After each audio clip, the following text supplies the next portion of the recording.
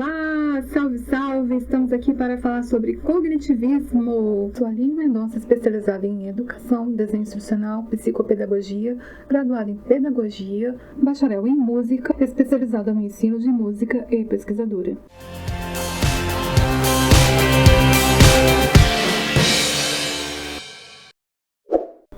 Demonstre sua opinião, inscreva-se, curta, deixe seu comentário para que possamos postar mais vídeos que possam lhe ajudar.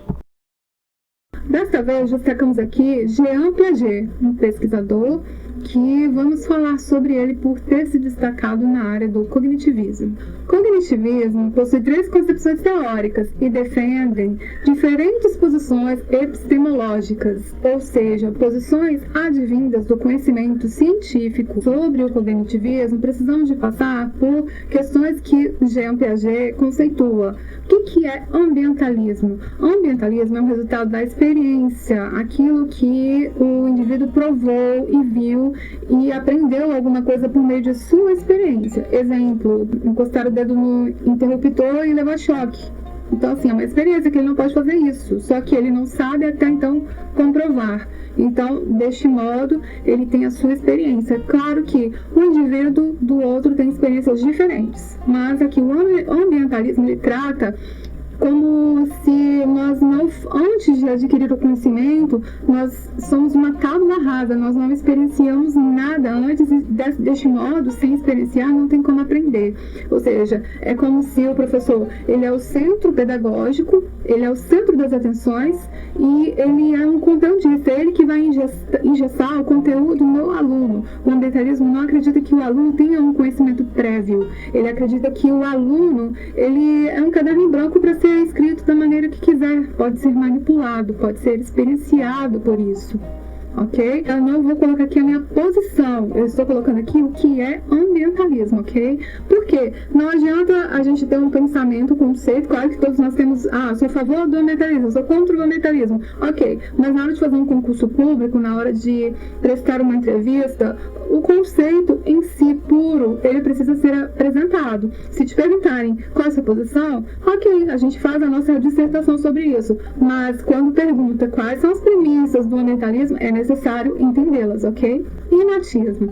O desenvolvimento psicológico humano, ele é considerado no inatismo. As ideias inatas estão no sujeito. O desenvolvimento humano é determinado pela predeterminação genética. O dom, o talento natural são evidenciados. Destaco aqui, ele nasceu assim, fulano tem talento para isso, diferente do outro que não tem um talento. Então são concepções inatistas. Acredita-se que a pessoa nasceu para aquilo, que a pessoa já tem uma predisposição para determinadas aptidões. Sim, o inatismo ele é muito fácil de compreender, né? Já é totalmente ao inverso do ambientalismo. O ser humano aqui não é uma tábua rasa. O ser humano ele tem conceitos a serem desenvolvidos. Ele já nasce imbuído de predisposições, de talentos, de aptidões. O que seria de Villa-Lobos se os pais dele fossem músicos, não somente o tio, mas se a história dele também fosse parecida com a do Mozart? Será que Villa-Lobos teria um destaque tal como Mozart ao tocar aos 5 anos? Então, assim, as histórias, as pessoas... Assim, o inatismo, ele se destaca, mas ele precisa estar estimulado pelo meio. O ser humano, ele precisa experienciar. Então, assim, eu critico o inatismo dessa forma. Mas, volto a dizer, para fins de concurso público, a premissa do inatismo é que o desenvolvimento humano é determinado pela predeterminação genética. O dom, o talento são evidenciados. As ideias estão inatas no indivíduo. No interacionismo, o conhecimento humano ele é produzido pelas interações entre os fatores biológicos e também fatores ambientais que o indivíduo está inserido. Por exemplo, o professor ele provoca desafios e estimula o desenvolvimento do educando. O aluno ele se torna o centro e não mais o professor, como no ambientalismo. Destaca-se aqui em Vallon, Piaget e Vygotsky. a questão de considerar o conhecimento prévio, não está aqui, mas no interacionismo considera-se que o aluno ele tem o conhecimento prévio. Além disso, o professor ele é um provocador, ele é um mediador da condução da aprendizagem do aluno, entre o aluno e o objeto, o conhecimento, o símbolo, os signos, a semiótica entre o aluno e a linguagem e a interação entre aluno e o ambiente que está em torno do aluno. Piaget nasceu na Suíça entre 1986 a 1980.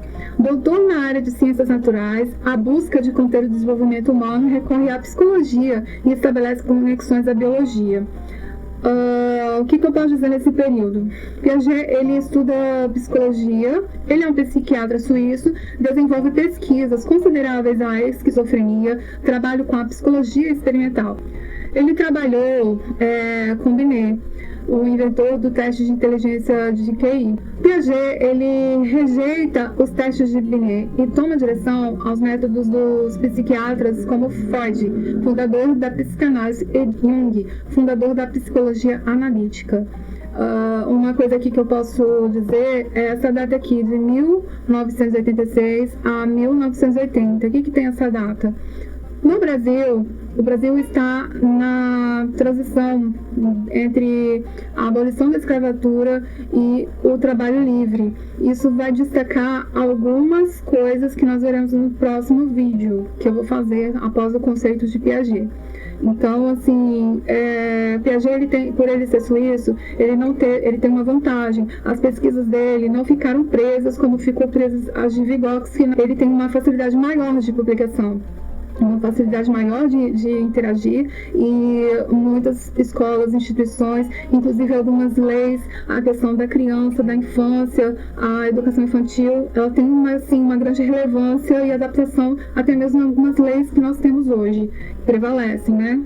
Claro que não é o único Piaget, mas algumas coisas que ele pesquisou são consideráveis e são respeitadas até hoje. A epistemologia genética. Estudos que tratam a origem da formação do conhecimento no sujeito.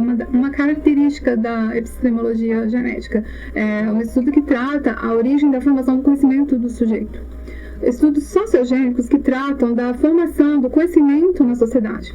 A interdisciplinaridade contribui de vários especialistas na epistemologia da ciência do conhecimento. As teorias cognitivas se fundamentam no construtivismo psicogenético. Para Piaget, a inteligência implica o desenvolvimento contínuo de estruturas que viabilizem a adaptação do organismo ao meio. São 4 fatores responsáveis pelo desenvolvimento cognitivo na teoria piagetiana. Fator biológico, número 1, a maturação do organismo, onde o indivíduo só pode aprender determinado conhecimento se estiver intelectualmente maduro. Essa é uma diferença primordial entre Vygotsky e Piaget. A questão de Piaget considerar que a maturação do organismo e conhecimento, elas são dependentes. Vygotsky considera que elas são interdependentes, ou seja, o pensamento e a maturação do organismo podem andar diferentemente umas da outra. As atividades e experiências decorrem, a segunda premissa. As atividades e experiências decorrem da interação da criança com o objeto.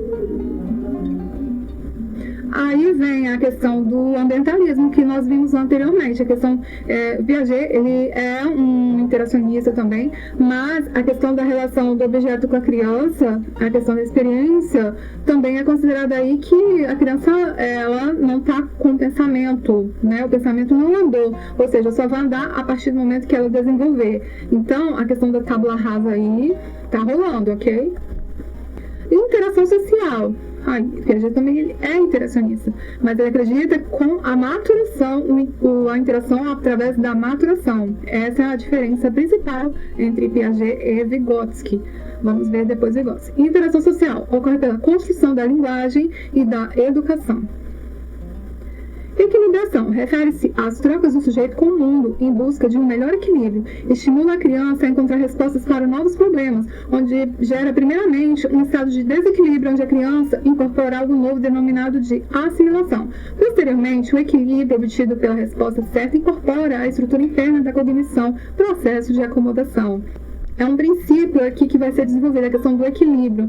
Ou seja, a criança, ela está em desequilíbrio, ou seja, ela está à procura, ela está investigando, está curiosa. Então, há um desequilíbrio, ela está incomodada com alguma coisa.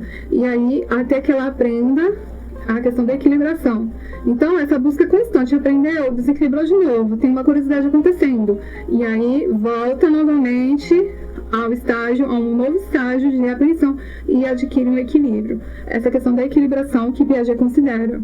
À medida que a criança se desenvolve, ela passa a interagir com o meio, se torna ativa e modifica a realidade que a envolve. Momento em que, para ela, é necessário que possua um esquema-ação.